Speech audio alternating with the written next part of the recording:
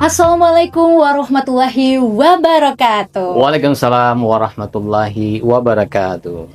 Halo Sobat Religi, dimanapun kalian berada, jumpa lagi di podcastnya ITE, informatif, terkini, edukatif, Kemenak Kepahyang. Bareng aku, Bel Salsabila Alfazain yang akan menjadi host pada hari ini.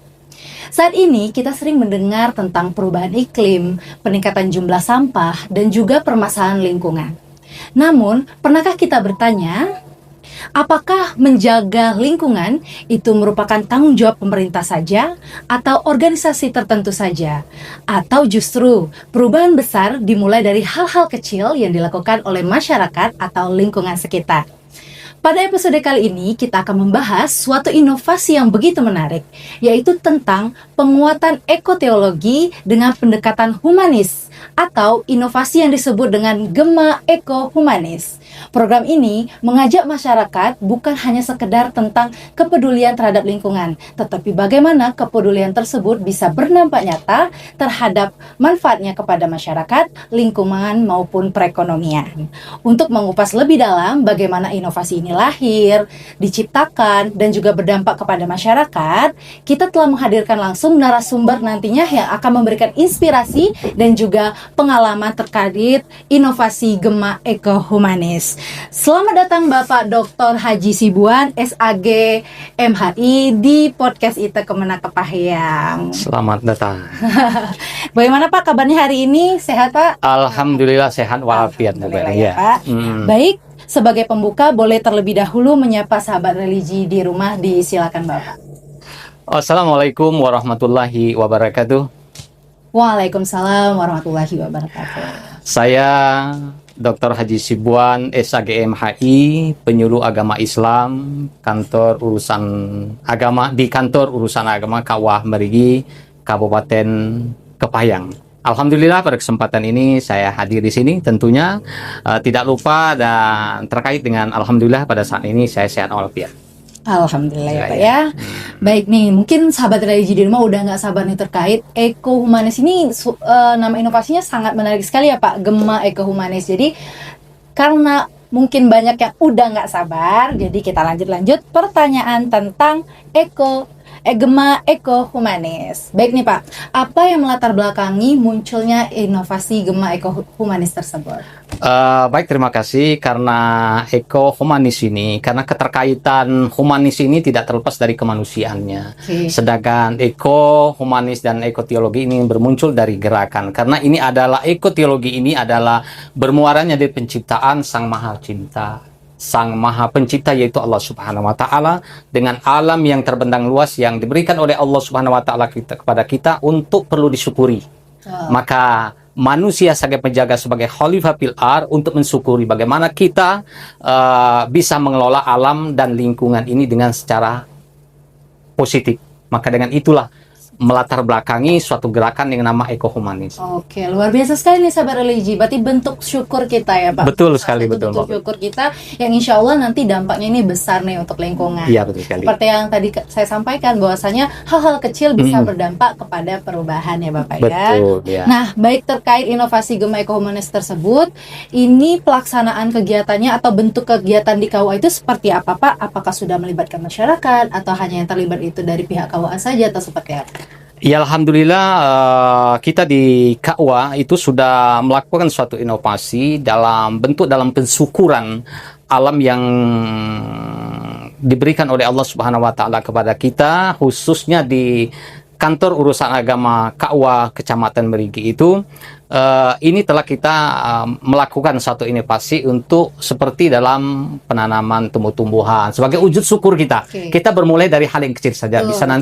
Bisa melihat, karena di kantor itu saja, di kantor KUA itu bukan saja mereka secara berurusan secara administrasi, akan tetapi juga mereka dari sudut pandangnya melihat suatu keindahan yang bisa dimanfaatkan oleh kita selaku ASN Kementerian Agama itu sendiri, dan bisa dipandang dari masyarakat yang datang ke kantor urusan agama itu sendiri. Oke, berarti nanti harapannya Pak gerakan Eko Humanis ini bisa dipandang lah kepada masyarakat bahwasanya ASN Kemenak Kepahang itu juga peduli terhadap lingkungan. Betul ya, betul sekali Bu. Wujudnya bisa bentuk tumbuhan yang mungkin bermanfaat ya Pak. Bermanfaat sekali ya. Atau juga mungkin dalam unsur keindahan. Keindahan betul ya. Berarti oke. Ini sudah berjalan di Kawah Mergi berarti ya Pak ya? Ya alhamdulillah ini sudah berjalan dan kita telah meluncing dalam bentuk penanaman itu. Wah, launching dalam bentuk tanaman, kita mulai dari hal tumbuhan seperti sayur mayur, buncis, sudah itu sawi. Ya. Semoga itu bisa dimanfaatkan nanti ya Pak ya, minimal nih buat makan mie di kantor ya Pak. Amin, insya Allah itu sudah bisa dimanfaatkan ya. Ya betul sekali betul. Oke.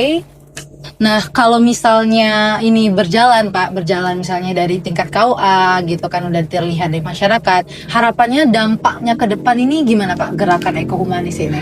Kalau dampaknya ke depan ini kita lihat dari sudut dari positifnya, ini alhamdulillah dampak ke depannya ini sudah ada spot sekali dari masyarakat. Khususnya di lingkungan KUA itu sendiri. Dan juga karena kami ini selaku penyuluh agama, majelis taklim yang datang ke kantor KUA itu ada gaya tarik tersendiri melihat sesuatu, ada bentuk hal yang baru di KUA itu sendiri. Oke, jadi harapannya ini bukan hanya untuk lingkungan KUA, nanti ada majelis taklim juga betul yang terlibat dalam kegiatan Eko Humanis. Humanis ya. Betul. Karena rata-rata penyuluh ya Pak, penyuluh kan langsung dekat kepada masyarakat. Dia sangat dekat sekali dengan masyarakat. Harapannya sosialisasi Eko Humanis tersebut bisa memang langsung ke masyarakat ya betul. Oke.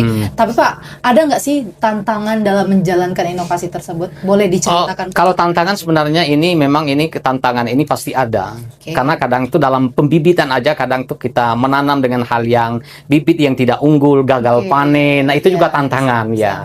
Karena apalagi kadang tuh posisi kita dalam penyemaian bibit itu posisi cuaca yang tidak mendukung. Berarti kita harus sesuatu harus yang mendesain suatu untuk bagaimana supaya itu bibit itu bisa tumbuh nanti.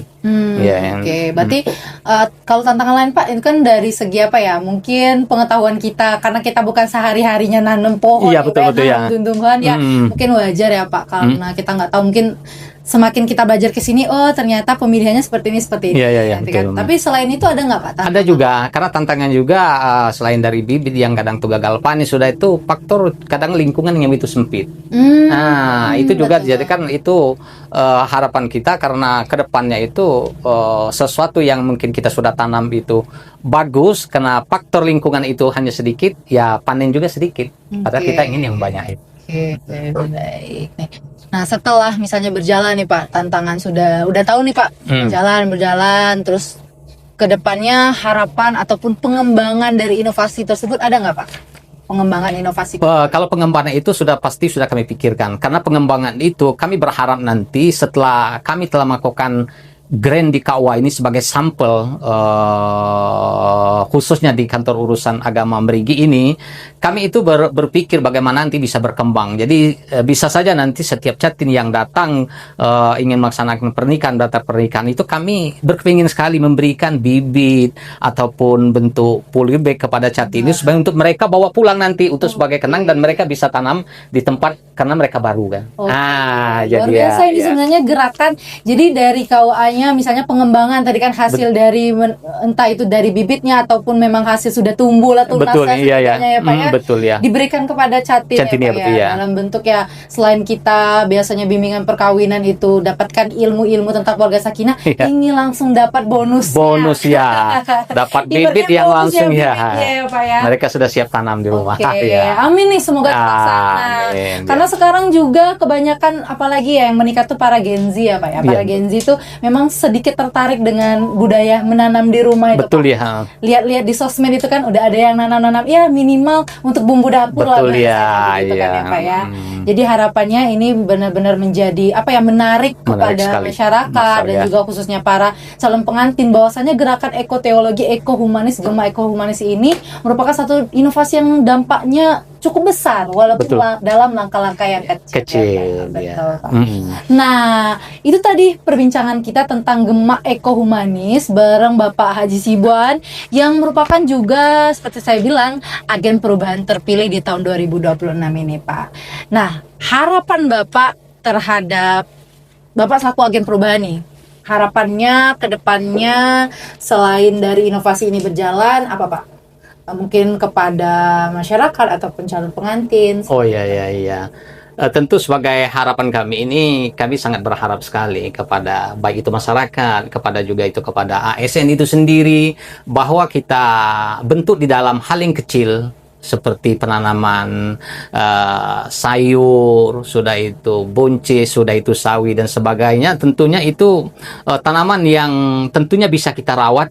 Ini akan kita rawat dan akan bisa jadi tumbuh dan tumbuh dengan baik. Itu merupakan suatu tasbih tumbuhan itu kepada Sang Maha Pencipta. Oke, Masya Allah ini ya. Ujung-ujungnya kembali ke Sang Pencipta. Betul ya. Sekali Sang Pencipta ya, Pak, ya, luar biasa. Oke, mungkin ada kalimat terakhir atau closing statement yang ingin Bapak sampaikan terakhir di podcast ITE ini Pak, sebelum kita tutup bincang-bincang kita pada hari ini. Oke, terima kasih ya. Kan mengharapkan dalam penguatan ekoteologi ini melalui suatu tindakan yang tentu hal yang nyata, tindakan yang sangat humanis, yang sangat sederhana, seperti menanam sayuran yang tentunya sangat produktif. Dan ini membuktikan bahwa agama hadir membawa kita kepada rahmat yang suatu nyata bagi manusia dan seluruh alam sekitarnya. Masya Allah, amin ya robbal alamin. Baik, terima kasih Bapak atas kesempatannya di tengah kesibukan Bapak yang luar biasa sudah singgah di podcastnya ITE Kemenak Kepahyang. Semoga nanti next main-main lagi ya Pak. Insya Allah ya kita ya. Yang penting diundang kita ya, dijadwalkan. Baik. Terima kasih sahabat religi yang sudah setia dari awal sampai akhir bincang-bincang kita tentang hari ini tentang inovasi Gema Eko Humanis bareng aku Bella Salsabila Alfazain dan narasumber yang luar biasa pada hari ini ada Bapak Dr. Haji Sibuan. Kami tutup perbincangan kita pada hari ini. Sampai jumpa di podcast-podcast ITE selanjutnya. Wassalamualaikum warahmatullahi wabarakatuh. Waalaikumsalam warahmatullahi wabarakatuh.